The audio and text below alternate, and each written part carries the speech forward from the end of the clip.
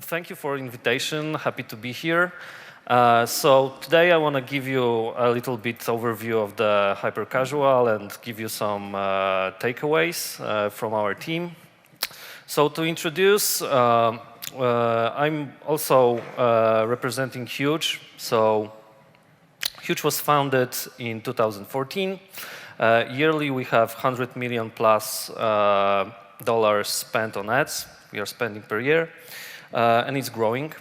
More than 400 people spread it across 8 offices globally. You can know us mostly from casino titles, where we are the global leaders. But if you look at us, it's like we are identifying ourselves like free-to-play global market leader now. So so far, this story of Huuuge is big. So before Huuuge, we have also Game Lion Studio. And so far, we developed like more than 200 mobile games in whole genre spectrum. So hyper-casuals, casuals, mid-core, hardcore. So the team is, very experienced here. And we, of course, love doing games. And at the beginning of this year, we set up a new studio, TapTap Games.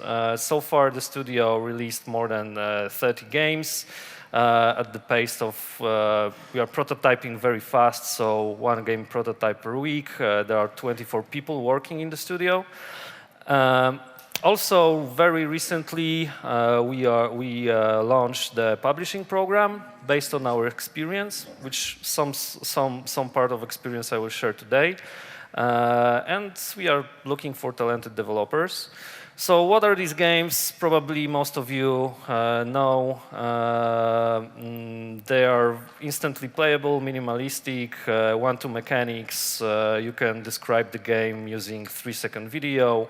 And they appeal to masses, right? And sessions are short. People are treating this game like time killer in a bus or in a queue. Here you can see several of our recently released games. These games were developed internally by our studio. These are also best performing games so far. So now I will switch to give you a more broader picture what is going on the market. So you can see from this slide that mobile market is growing very fast, and the market share is the biggest comparing to PC and consoles, and it's still growing rapidly. So it's worth to do free-to-play games. So over 2.5 billion people are playing free-to-play games, which means like every 3rd person in the world is playing this kind of games. And if you look at the game spectrum, and you can see that there are several hyper-casuals, casuals, mid-core, hardcore. Each genre has different specifics, right? So the games are differentiated by CPIs. So we can see that there are low than 50 cents CPI for hyper-casuals, and this number is growing if you go to more complex games where the gameplay is longer. Also, the development is different. So hyper-casual is like from 1 week through 1 month till 3 months. And casuals, of course, half of the week because the gameplay is more sophisticated and bigger. And also, these kind of games are what we see is like hyper-casual games are for broader audience, right? People are treating these games like entertainment. So you have very high organic traffic. Casual, mid-core, and hardcore, it's for dedicated people who are playing the games, who have very good phones, and so on and so on. I took this slide from Taptail. They have very cool presentation about it. Like hyper-casuals are not something new. We see that many mechanics which were in arcade games are used and twisted in hyper-casual titles. So it's worth to play. We encourage developers to play old games to look what works, what doesn't. We see that if you look at the first hyper-casual game, which we saw, it's like it's Pong. So because you have one controller, one control. In our games, you'd only tap, and in Pong you had only one controller. And also the statement was you can describe the game using only one sentence, which we see that is super important in hyper-casual as well. So avoid missing ball. But these games are, you can see on the market that there is a lot of these games, but Ketchup was the first company which built sustainable business model on top of this. Also very cool graphics from Taptail. You can see that these games have a lot of traffic inside, so a lot of downloads, a lot of users across the years. So if you look at the landscape, who are the leaders? So you can see that these companies and for sure the significant main leaders on the market are Ketchup and Voodoo. If you look at this is taken from App Annie. Recent reports, if you look at the top of the charts, you can see also that the light blue ones are hyper-casual games. You can see also many titles are coming from Voodoo. Acquisitions and investments. So Ketchup was sold to Ubisoft in 2016. Voodoo got investment from Goldman Sachs, and Gram Games was sold to Zynga, which means that investors and other companies are seeing potential within this genre. So yeah. Wrapping this up, how we can describe hyper-casual game, what are their specifics? It's like one finger control. The games are in portrait mode, so imagine a person driving by bus. This person will want to play this game using in landscape. You need to show level progress. Progression is a key here. So users have to know at which level it is and what's the goal of the level, and when he passed the level. There is a lot of brain effort within this game, so you pick it and play. Short average sessions, lightweight minimum UI. Business model is, of course, free to play. They are monetized mainly by rewarded video ads. To revive, so you need to know where to put this ad inside the game, not to disrupt the gameplay and the user. We see banners and interstitials, IAPs to remove ads, but they are not having a big impact on the revenue. So mass market potential, a big audience, describable in 3 seconds mainly, or using one screenshot. So several takeaways which we do, which we give developers, which we are working with, and also what our internal team spotted is like, first you need to do your research well. So go to app stores, look on the top charts, and then also recommendations from stores, and analyze these games.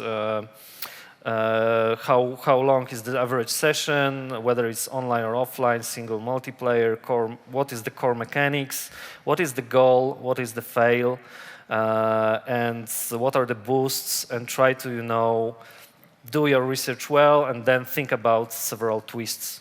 You can think of twisting the game to provide some innovation here. What we see is like we are always trying to find unique selling points. So we saw a lot of games like this where the main theme is like basketball. So we try to twist it. So we built a game with a cat, which is some sort of way to twist the game. Example of twisting the game. So only one control. So tap to jump, swipe to shoot, move, tap to turn. If you play these games, which I encourage you, you will you can take the controls, jot it down, and try to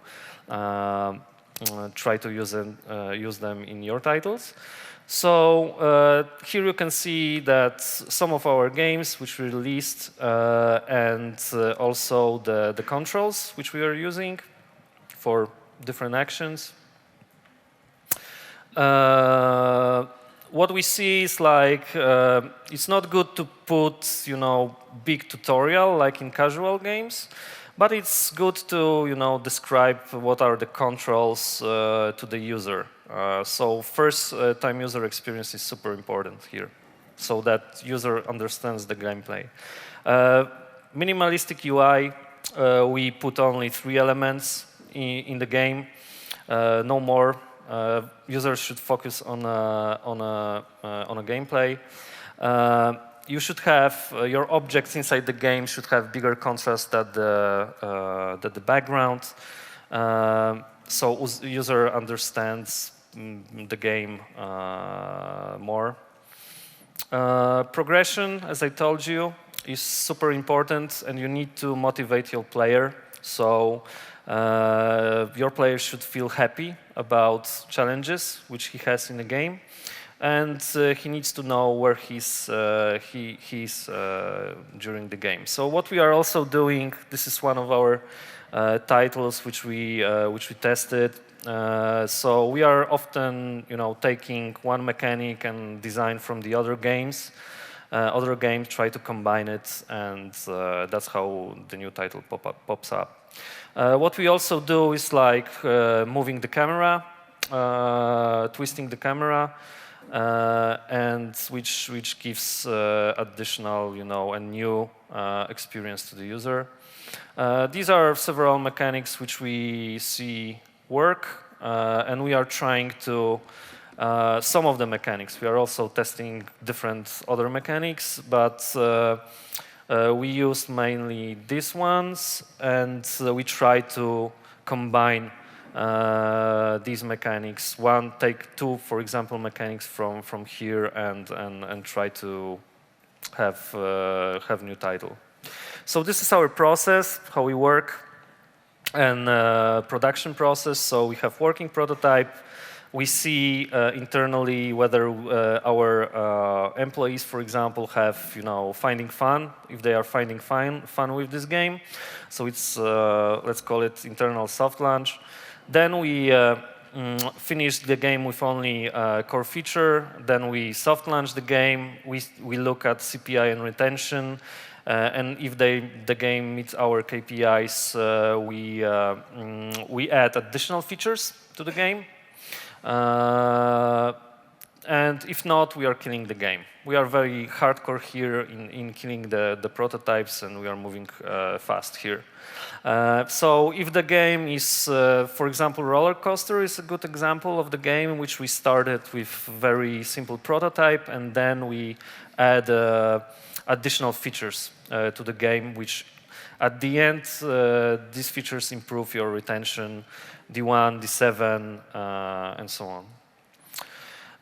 Metrics which we care about here within these titles is, of course, retention. So the benchmark is like, it differs from publisher to publisher. But we see that the average on the market is like D1 more than 40%, CPI lower than 50%.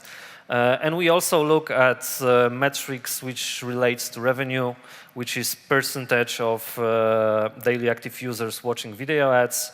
If this number is low, it means that you need to improve your ads implementation. So correct your message, change reward value, not interrupt gameplay. So it's good to track this. And here there's very interesting presentation, I guess, from Casual Connect, probably from Unity Ads about about this metric and what are the benchmarks. And we also look how many ads are shown per watcher. If you have this number maximum, if you maximize this number, your revenue will also significantly increase. And that's all. Thank you. Thank you very much.